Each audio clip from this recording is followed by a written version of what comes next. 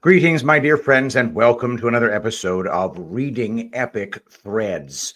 Today I have one piece for you today, America for Sale, Part 1 from Joe Lange at badlands.substack.com. Let's begin. America for Sale, Part 1, Betrayal and Treason by Joe Lange.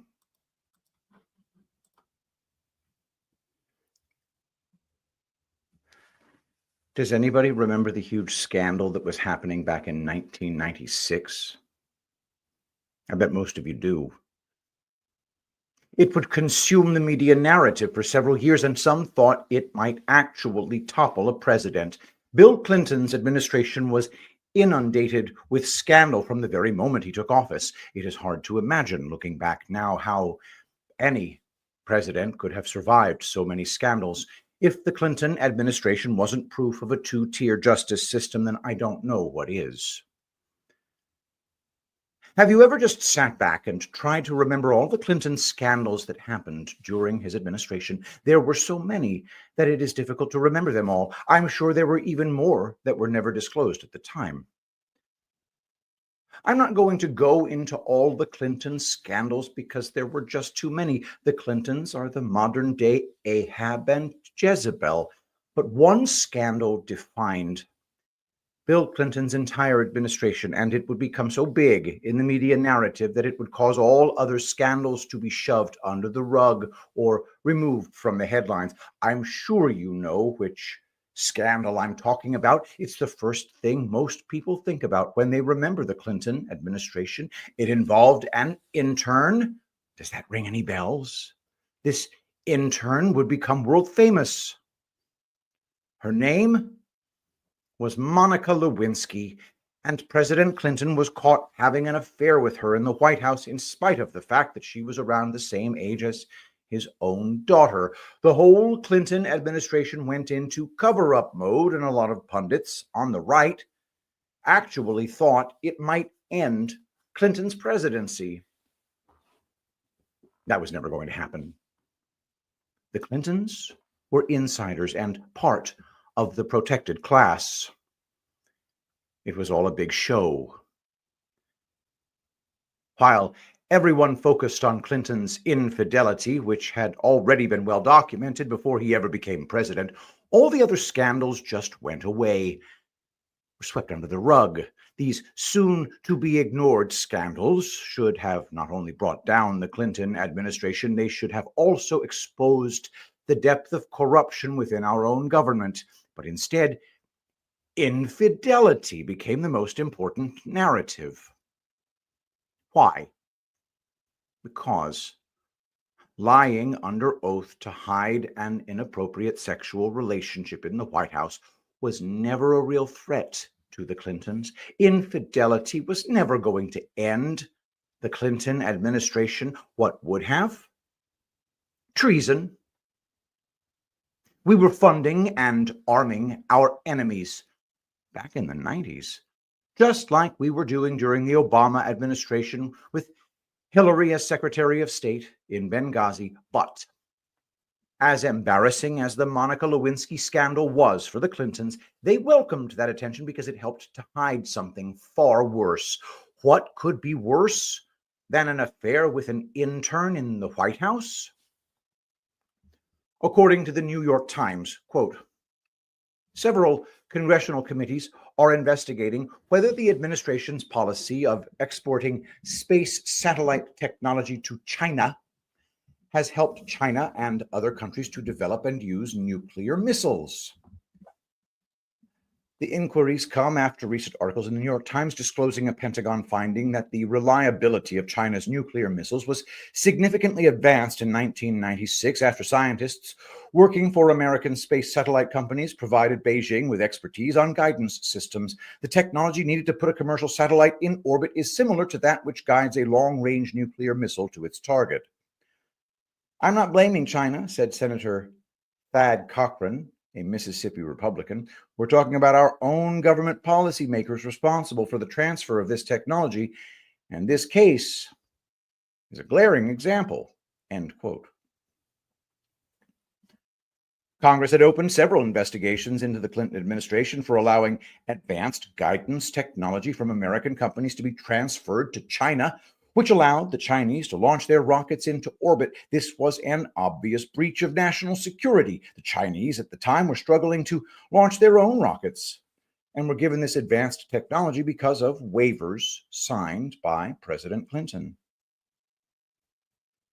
Those waivers to transfer missile technology to communist China happened in 1996, and that was the same year that Clinton began his affair with Lewinsky. There was one person in the Clinton administration who was at the center of this treason. This person was also making big news in 1996. How? According to the New York Times, quote, in a vivid example of how an administration can outlive its target, an inquiry into the financial affairs of a late cabinet officer led today to the indictment of a Texas entrepreneur and her top financial officer, both accused of defrauding a federal government out of hundreds of thousands of dollars. A 9-count indictment returned by a federal grand jury here accuses the entrepreneur Nolanda Sue Hill, 53, of Dallas, and her financial aide Kenneth C. White, 49, of Cumberland, Maryland, of conspiring to bilk the Internal Revenue Service and the Federal Deposit Insurance Corporation between 1989 and 1995, although the indictment never mentions him by name. Commerce Secretary Ronald H. Brown was the original target of the investigation. Attorney General Janet Reno said in the spring of 1995 that Mr. Brown had apparently failed to properly report large payments from a business partner, Ms. Hill. The original target of this federal investigation was Bill Clinton's Secretary of Commerce. His name was Ron Brown, and he got the appointment because he was a big fundraiser for Clinton in his first presidential run. Ron Brown's partners were indicted and then convicted. But what happened to Commerce Secretary Ron Brown? More from the New York Times, quote, an independent counsel, Daniel S. Pearson, was appointed, but while the inquiry was still in its early stages, Mr. Brown was killed in a plane crash in Croatia on April 3rd, 1996. The investigation was then transferred to the Justice Department. These are important data points. An independent counsel had been appointed to look into Brown's corruption, but Brown then died in a plane crash at the early stages of the investigation. Ron Brown was under criminal investigation and tied personally to the Clintons and illegal fundraising. Clinton was running for re-election at the time. Ron Brown died in April of 1996, and the election was coming in November of the same year. But who was appointed the independent counsel in the first place? According to Greensboro News and Record, quote, a federal appeals court Thursday named Miami attorney Daniel S. Pearson as an independent counsel to investigate the financial affairs of Commerce Secretary Ronald H. Brown, making Pearson the fourth special counsel probing officials of the Clinton administration. Pearson, 64, a former state judge and federal prosecutor, will be asked to determine whether Brown broke the law in his private financial dealings or in his public reports of those transactions. Legal sources said the investigation of Brown, a former chairman of the Democratic National Committee, probably would last well into the 1996 presidential campaign, end quote. This independent counsel investigation was about to open up the Pandora's box of illegal fundraising and the selling of America's secrets. That ended with the death of Ron Brown, just one of many suspicious deaths surrounding the Clintons. Ron Brown knew too much. He became expendable in order to save the Clintons. Ambassador Christopher Stevens was in a similar situation in Benghazi. Same playbook. Once Ron Brown died, the investigation was transferred to the DOJ under Janet Reno because Brown's partners were not part of the Clinton administration. There was no more need for an independent counsel. That took the target off the backs of the Clinton administration. Cover-up secured. Do you remember this classic moment at Ron Brown's funeral when Bill Clinton was captured noticing the cameras were on him while he was laughing? Let's look at Clinton walking the walk from last Thursday at his memorial service for Ron Brown. Go ahead and roll that tape if we have it. This is the one where, look, he's laughing, telling a big joke, sees the camera. Oh, no, let's cry. Have you seen this?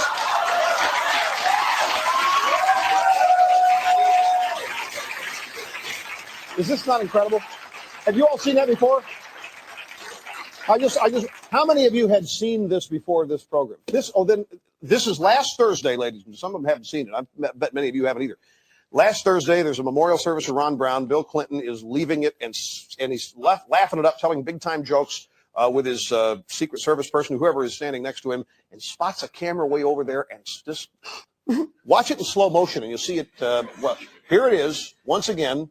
Bright sunny day. Look at everybody smiling here. See the president. You'll see him in just a moment, laughing, telling a joke. Spots the camera. Watch the face.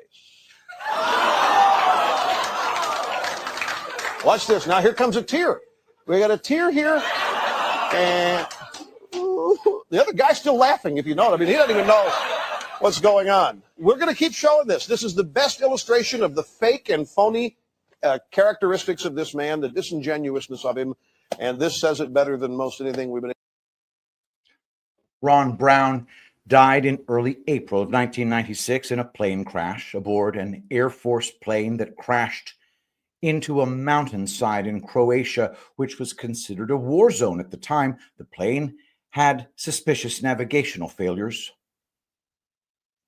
What was the Commerce Secretary doing flying into a war zone? Anybody remember what was happening back then? It wasn't just the sale of missile technology to China.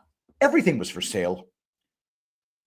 According to Buchal.com, quote, former Secretary of Commerce Ron Brown died on April 3rd, 1996 in a plane crash near Dubrovnik, Croatia. 34 persons accompanying Brown on the trade mission also died in the crash. Due to the efforts of Judicial Watch, we now know beyond a reasonable doubt that seats on Brown's Commerce Department trade missions were sold to raise funds for the Democratic National Committee and the 1996 Clinton-Gore campaign. Here is overwhelming evidence that Bill and Hillary Clinton knew of and approved this improper and illegal fundraising scheme, end quote.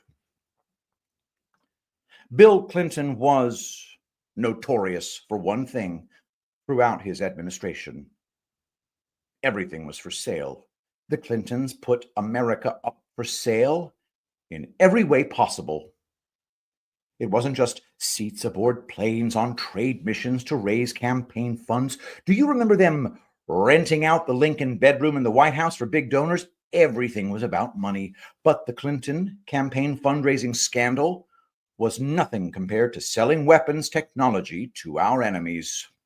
More from Buchal.com, quote, even more serious than the sale of public property for campaign contributions is the likelihood that transfers of American technology approved and overseen by Ron Brown's Commerce Department breached national security. Bernard Schwartz, head of L'Oreal Corporation and a major donor to the DNC, accompanied Brown on a 1994 trade mission to China. During this trade mission, Brown set up a meeting between Schwartz and a Chinese government official. This meeting led to a transfer of American missile technology to the Chinese that is now the subject of a congressional investigation, end quote.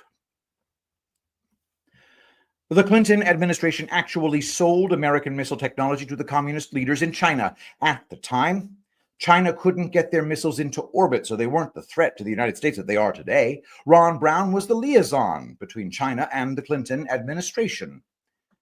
There was nothing that wasn't for sale. Clinton allowed the sale of supercomputers to China, too. Those supercomputers helped advance China's nuclear missile program by about 20 years. This sale of military technology to China was alarming. and caught the attention of Congress, who opened up investigations. Ron Brown's criminal investigation into his corrupt business dealings was about to reveal far worse crimes. The illegal fundraising was the tip of the iceberg in the Clinton administration. More from Bruchel.com. Quote, at the time of his death, Ron Brown was under subpoena to produce documents relating to the sale of seats on trade missions to Judicial Watch for its suit against the Commerce Department. Nolanda Hill, a friend and business partner of Brown, testified under oath that Brown had shown her a collection of such documents in an ostrich skin portfolio. These documents were withheld from Judicial Watch in violation of the subpoena and a FOIA request. Just before his death, Brown reportedly said of his mounting legal troubles, I am too old to go to jail. If I go down, I'll take everyone else down with me. The suspicious circumstances surrounding the crash of Brown's plane have given rise to much speculation of foul play. End quote.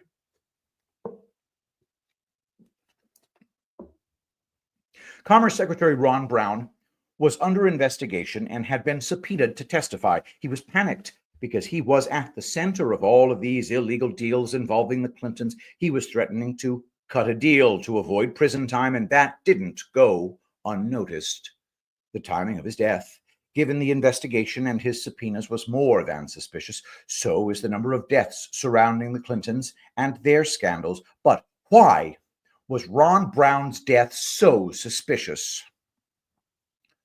More from Buchel.com. Quote, making Brown's death even more suspicious is the fact that a perfectly round 0.45-inch inwardly beveling hole was discovered in the top of his head as his body was being processed by the Armed Forces Institute of Pathology. The story of the hole in Brown's head broke on November 24th with a report by Christopher Ruddy. In the Pittsburgh Tribune Review, Ruddy reported that Lieutenant Colonel Steve Cogswell, a deputy medical examiner with AFIP, questioned the official finding that Brown died of multiple blunt force trauma as a result of the plane crash. Cogswell, who did not personally examine Brown's body, based his suspicions on x-rays and photographs of the top of Brown's head. Also suspicious, according to Cogswell, was the fact that the original x-rays of Brown's head showed possible metal fragments in the brain consistent with a high-velocity gunshot wound. The two head x-rays are missing from Brown's file, and Cogswell supports they were never placed in the file. On December 5th, 1997, AFIP imposed a gag order on Cogswell, forcing him to refer all press inquiries on the Brown case to AFIP's Public Affairs Office. End quote.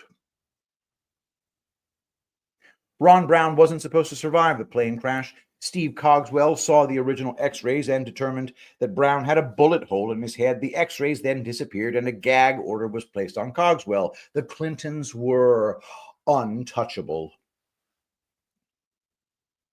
But he wasn't the only AFIP pathologist who thought the hole in the top of Ron Brown's head was a bullet hole. More from Buchel.com. Quote, if matters had remained there, we could dismiss Cogswell as a rather eccentric fellow, willing to jeopardize his military career by making wild accusations. But on December 9th, 1997, Lieutenant Colonel David House, another AFIP pathologist, came forward to corroborate Cogswell's story. House, one of AFIP's leading experts on gunshot wounds, was present in the room when Brown's body was being examined.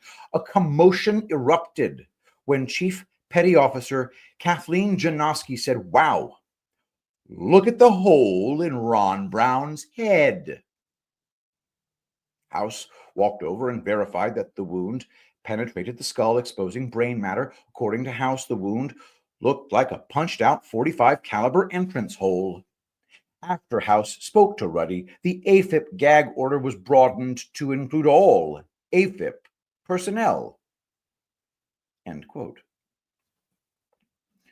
3 separate military pathologists, including an expert on bullet wounds, all concluded there was a bullet hole in Ron Brown's head.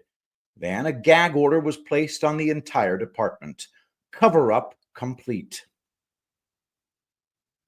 Ron Brown was panicked because he was under criminal investigation by an independent counsel instead of Clinton's corrupt DOJ. He was in real danger of conviction. He was vocal about not taking the fall and was eliminated. The selling of American military technology to the Chinese was all swept under the rug, and then Clinton was reelected. The biggest thing that made all of this treason go away was the story of the intern. The Monica Lewinsky story quickly consumed the media in D.C. It was a purposeful narrative that was now running 24/7. Instead of endangering the Clintons, it actually helped sweep the congressional investigations on selling military technology to China and money laundering under the rug. This is why the Q operation was so important when Trump took office. Trump and the military needed an alternative media source to fight the narrative war against the CIA-controlled media. General Flynn talked about building a digital army of truth tellers. This operation has destroyed the mainstream media credibility and has given the control of the narrative back to the people. We are the news now. There were some truth tellers back then who said Ron Brown had a bullet hole in his head and didn't die from the plane crash. They were also forced into silence. Do you remember that Q told us about plane crashes? Q drop number 259 of December 5th, 2017. Red, 9/11, funds raised versus distributed. Oversight. 7 of 10 plane crashes are targeted kills. Those in the know never sleep. Q. Q says that 7 out of every 10 plane crashes are targeted kills and that the good guys in the know never sleep. It's a constant threat. But while Commerce Secretary Ron Brown's suspicious death and the selling out of America got swept under the rug by a story involving an intern, there was a big story starting to develop way below the radar. Back in 1996, when Bill Clinton was having a secret affair with Monica Lewinsky and a lot of investigations were going on, there was a much bigger story about an intern that got zero attention. Do you know about this other intern? And do you know why this story is so important?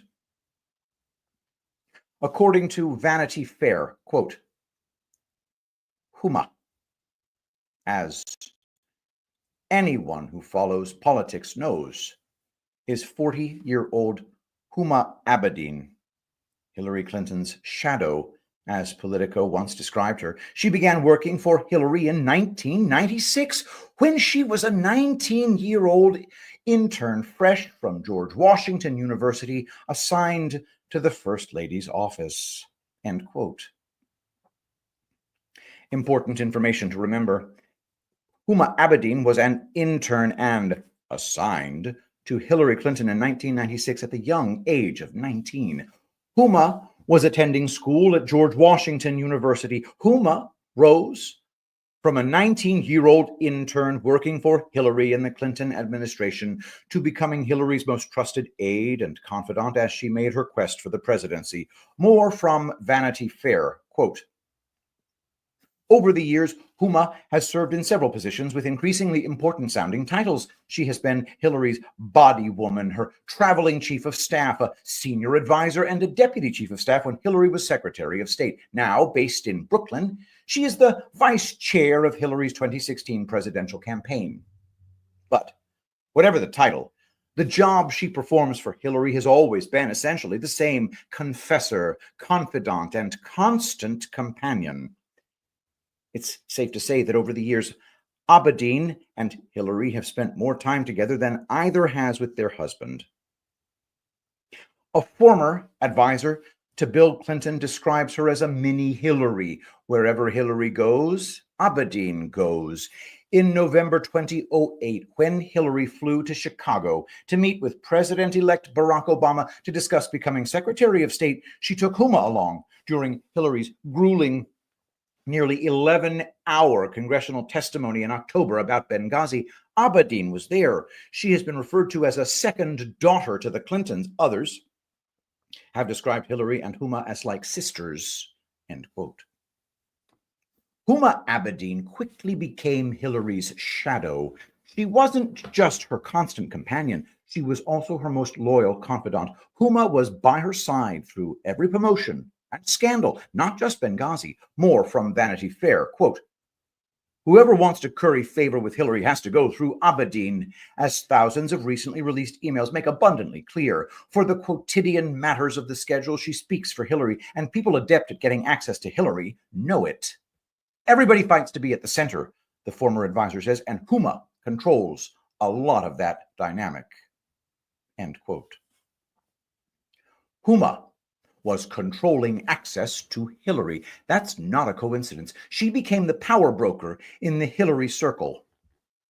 More from Vanity Fair, quote, "The Washington Post once described Abedin as notoriously private." That's a fiction, of course. Like many other political operatives, she appears in the media when it suits her agenda. The campaign has put the fear of God into many who might speak about her. One longtime Clinton observer explained that, along with Chelsea, Abedin is the third rail of the Clinton political world. Huma is a terrific leader. She's multifaceted, has a great strategic sense, and she's a wonderful colleague. She's an integral part of the team, and her competence is only exceeded by her humility, says Clinton campaign chair John Podesta, end quote.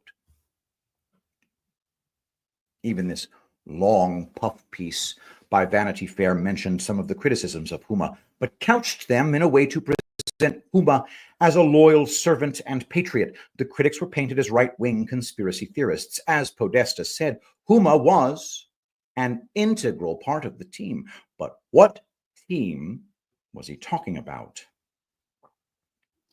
Huma Abedin became an intern for Hillary in 1996, while all the big Clinton scandals were coming to light. The story of this important intern went completely under the radar. According to Newsweek, quote, "Abedin has arguably been closer to Hillary Clinton than any other single person in the last 20 years. Her remarkable rise from girlhood in Jeddah, Saudi Arabia, to lowly intern during the Monica Lewinsky scandal, to campaign vice chairman and possible White House chief of staff, remains one of the least understood and most intriguing aspects of Hillary Clinton's organization." She was born in Kalamazoo, Michigan in 1976. At age 2, she moved with her parents, Pakistani and Indian Muslim academics, to Jeddah, Saudi Arabia, and only returned to the US at 18 to study at George Washington University. 2 years later, she got a White House internship entering Hillary Land in 1996, around the time President Clinton was first locking eyes with intern Monica Lewinsky in 1998. When that sex scandal detonated, Abedin was the gopher in the girls' club, forming a leak-proof shield around the humiliated First Lady, end quote.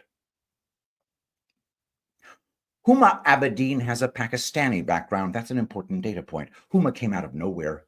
She went from an intern while going to school at George Washington University to Hillary's right-hand aide at the State Department, and was slated to be chief of staff at the White House if Hillary had won the presidency. Her family moved from Michigan to Jeddah, Saudi Arabia, when she was just 2 years old.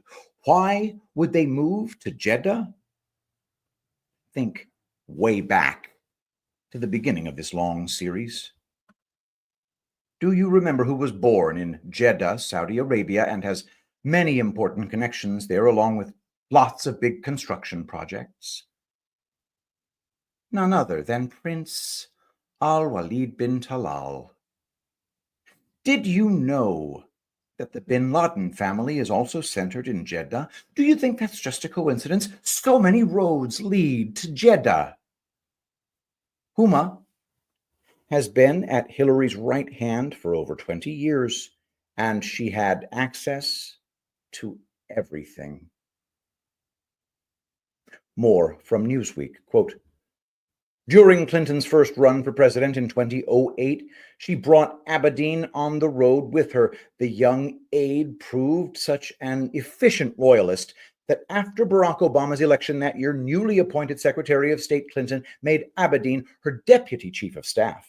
In that post, besides toting coats, Abedin was arranging meetings with world leaders, scanning Clinton's talking points for those meetings, and being CC'd on sensitive email traffic between the boss, diplomats, and White House and world leaders, end quote.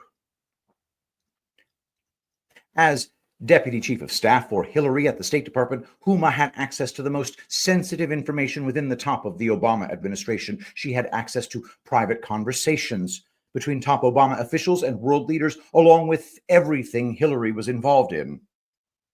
Huma was a central player under the radar. How did she get to this important position within our government? Was she just at the right spot at the right time? More from Newsweek.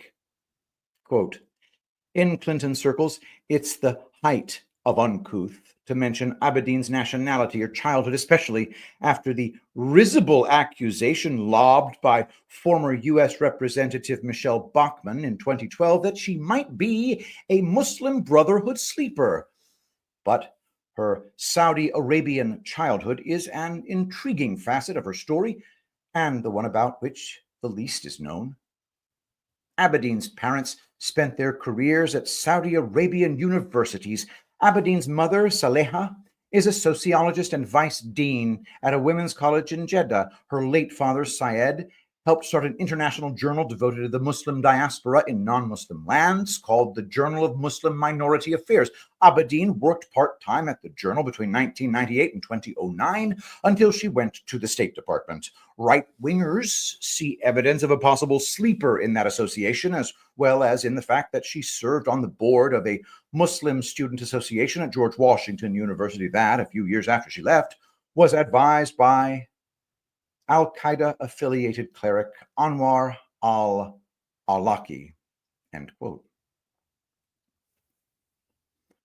Huma's family moved to Jeddah, Saudi Arabia, when she was young, and her mother was given a job as vice dean of a women's college, while her father helped to start an international journal called the Journal of Muslim Minority Affairs, JMMA. This is key. The Journal of Muslim Minority Affairs is an international propaganda journal for the Muslim Brotherhood. It was started in Jeddah with the help of Huma's father. According to PJ Media, quote, Ms. Abedin, of course, is Secretary of State Hillary Clinton's deputy chief of staff. When concerns about her Muslim Brotherhood connections were first raised by 5 conservative House members, there was great gnashing of teeth from both Democrats and the Brotherhood's growing squad of Republican cheerleaders. Soon, however, it was demonstrated beyond cavil that Abedin herself, like others of her family, has a disturbingly close association with Abdullah Omar Nassif, end quote. Abdullah Omar Nassif was a known, wealthy Saudi financier of Al-Qaeda. According to the Global Muslim Brotherhood Watch, quote, Abdullah Omar Nassif has held many important positions in Saudi Arabia, including serving as vice president of the kingdom's Shura Council, president of King Abdul Aziz University, and most importantly, as secretary general of the Muslim World League from 1983 to 1993. Dr. Nassif is currently an officer of the International Islamic Council for Dawah and Relief, which is composed of more than 100 Islamic organizations from all around the world and headquartered in Cairo, Egypt. The IICDR website identifies a large number of affiliated organizations, many of which are associated with the Global Muslim Brotherhood, Hamas fundraising, or support for Al-Qaeda. Dr. Nassif is also the president of the Muslim World Congress, end quote. Nassif has long ties the Muslim Brotherhood in two areas, the media and charities. How closely is he tied to Huma Abedin's family? Let's go back to the previous article from PJ Media. Quote, Ms. Abedin's Nassif connection centers on an entity the al-Qaeda backer established and recruited Abedin's parents to run, the Institute of Muslim Minority Affairs. Since its founding in the late 70s, the IMMA's main purpose has been to publish the Journal of Muslim Minority Affairs. Nassif remained closely involved in the JMMA for decades after its founding in the late 1970s. He was removed from the masthead in 2003, right around the time he was named as a defendant in the civil suit brought by victims of the 9/11 atrocities. End quote. Nassif himself recruited the Abedin family to come to Jeddah in order to start the Institute of Muslim Minority Affairs, in order to create the Journal of Muslim Minority Affairs. This journal was designed to create resources for universities around the world in order to promote the Muslim Brotherhood's perspective on all issues, especially relations between other religions and governments.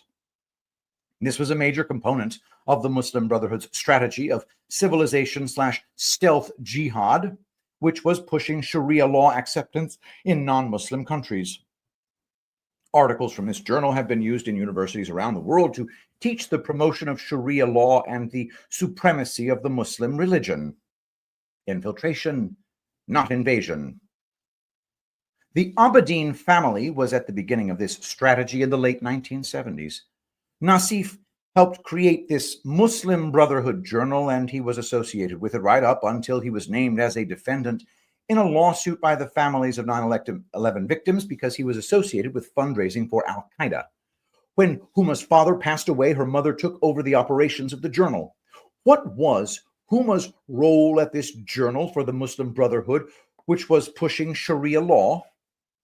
According to PJ Media, quote, Abedin was assistant editor of the journal for a dozen years, from the time she started interning at the Clinton White House in 1996 until right before she joined the State Department in 2009. During 7 of those years, she overlapped with Nassif, who was then on JMMA's advisory board, end quote. Huma Abedin was the assistant editor of the journal from the moment she became an intern for Hillary, right up until she became Hillary's closest aide at the State Department. Huma was Hillary's closest aide when she was a senator, too. While Hillary was senator for New York, she sat on several important committees, including committees overseeing our armed forces, education, and the budget. During that time, Huma was privy to a lot of privileged and sensitive information. Huma was still working as the assistant editor for this Muslim Brotherhood journal. Isn't that a conflict of interest? And how in the world did she ever get a security clearance, given her family's deep ties to the Muslim Brotherhood? Nassif was a fundraiser for al-Qaeda and worked for this journal at the same time as Huma and her family. Wouldn't a close association with Nassif prevent her from gaining a security clearance? But why was the mission to create this journal so important for the Muslim Brotherhood? Remember, their goal was to create a global Sharia law caliphate. The strategy was twofold. Even though the Muslim Brotherhood had publicly denounced violence as a way to shield themselves from criticism and prevent being designated as a terrorist organization in the United States, they still used their many global charities to fund groups like Hamas, Hezbollah, and al-Qaeda. The Muslim Brotherhood had denounced violence while at the same time they were funding and promoting terrorism, and everyone knew it. The second part of the strategy was to infiltrate the governments of non-Muslim countries by recruiting from within. Infiltration, not invasion. How? Through the universities. This was a coordinated plan to infiltrate a lot of universities, which have been recruiting grounds for future politicians and bureaucrats by the Muslim Brotherhood. More from PJ Media, quote, Nassif not only established JMMA, he served for many years as Secretary General of the Muslim World League, a critical leadership post in the Brotherhood's Saudi-funded effort to spread Islamic supremacist ideology globally, quite apart from the terror funding end of the enterprise, Nassif lavishly underwrote efforts to indoctrinate young Muslims at educational institutions. End quote. The entire goal of this effort was to indoctrinate young Muslims at universities in order to place them at the highest positions within our government. If you control the government, you can force Sharia law on the population. The Muslim Brotherhood had been infiltrating our government for many decades, and it culminated with the installment of the Obama administration. Here's a portion of an important Q drop. Q drop number 111 of November 5th, 2017. Important context. What have you learned about Huma? What organization is Huma? Which U.S. president is affiliated with Huma? Why is this relevant? What years did this occur? Who funded on behalf of this president? Why is this relevant? What years did this occur? What just happened in S.A.? Who was arrested? Funds frozen. Why would this former president be funded pre-political days? Repeat, important. Why would this former president be funded pre-political days? Why is this relevant? Was the MB affiliated to any of these organizations / people? End quote. Here is the important context of this Q drop. This entire drop is centered around one person. Q gives us hints. Q asks, what just happened in Saudi Arabia? Who was arrested? Funds frozen? This was one of several Q drops that posted on November 5th, 2017, which was the day Prince Al-Walid was arrested in Saudi Arabia and all of his funds frozen. Q asks, what organization is Huma? And which president is affiliated with it? Huma. Harvard University Muslim Alumni Association. As I pointed out in a previous article titled Bad Actors, Al-Walid paid for Obama's Harvard education in his pre-political days, and there's a reason that Obama's school records are still sealed. Is Obama a member of the Harvard University Muslim Alumni Association? Didn't he say he was a Christian throughout his presidency? Looking back now, who did Obama constantly defend, and who did he go out of his way not to offend? Was it Christians or Muslims? You know the answer. Was the Muslim Brotherhood connected to Huma?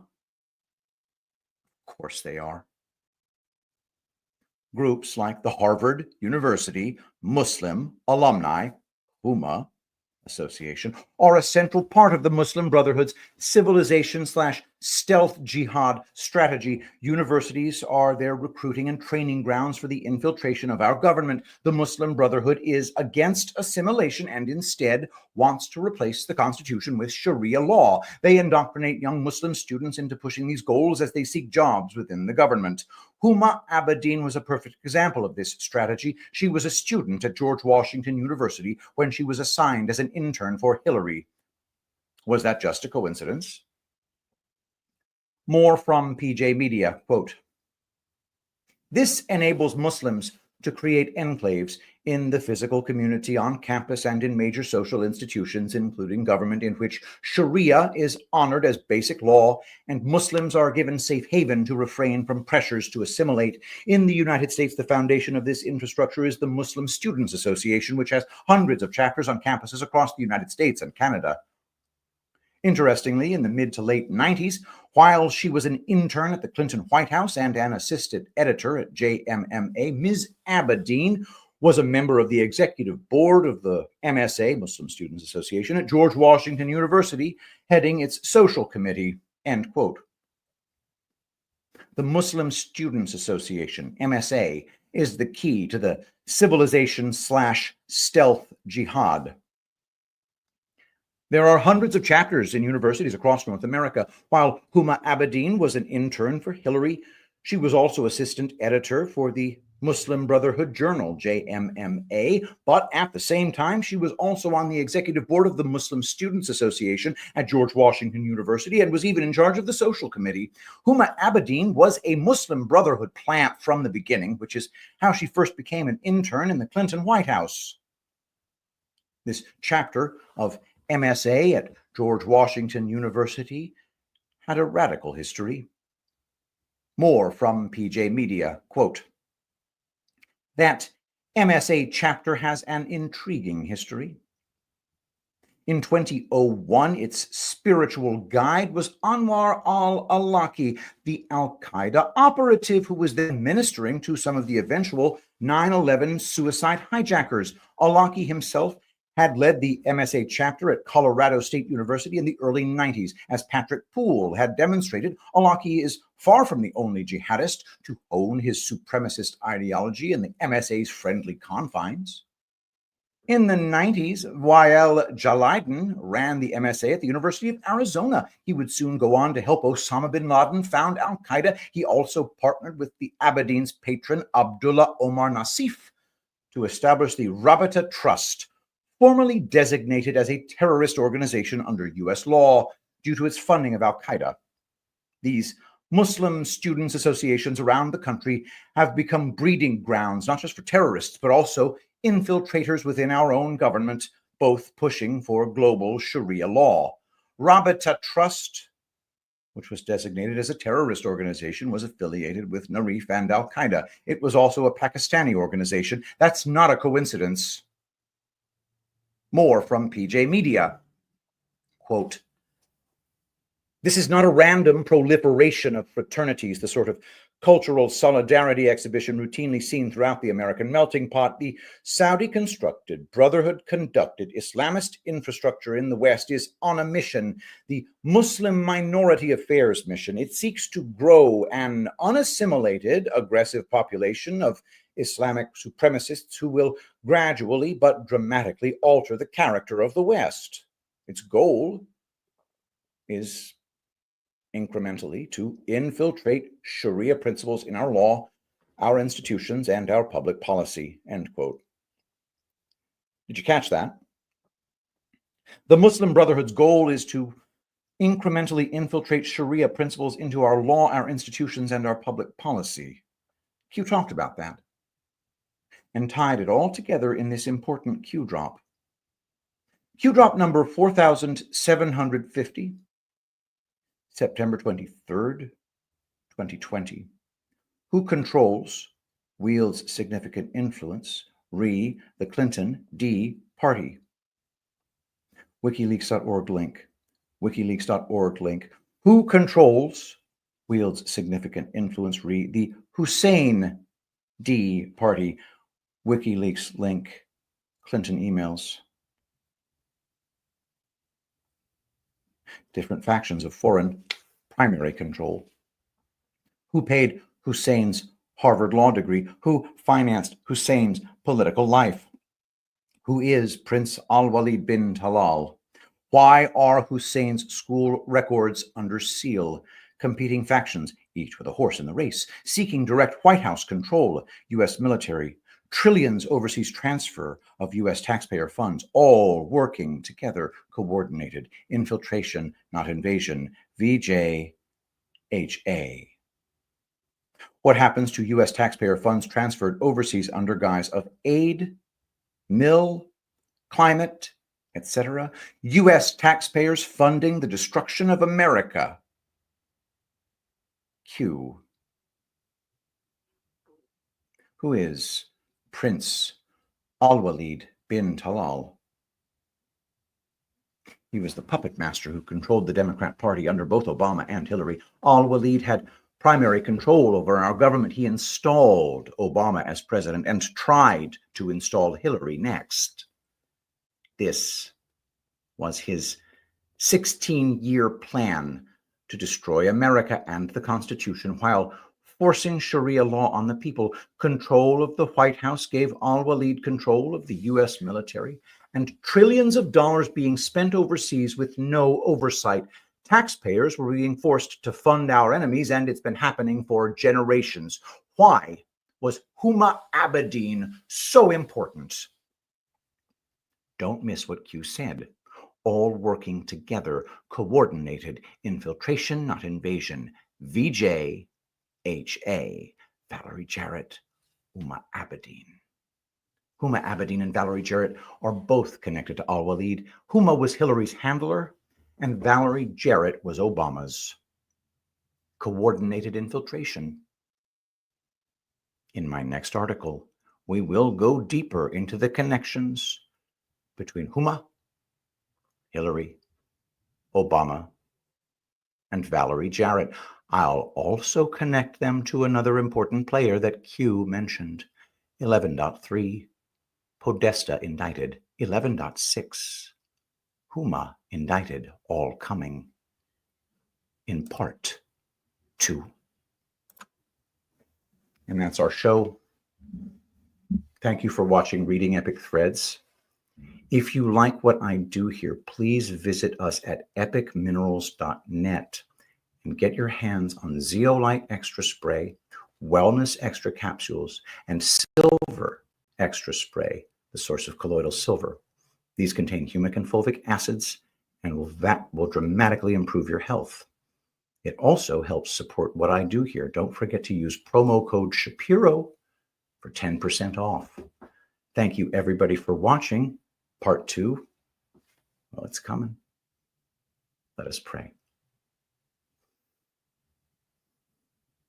Saint Michael the Archangel, defend us in battle.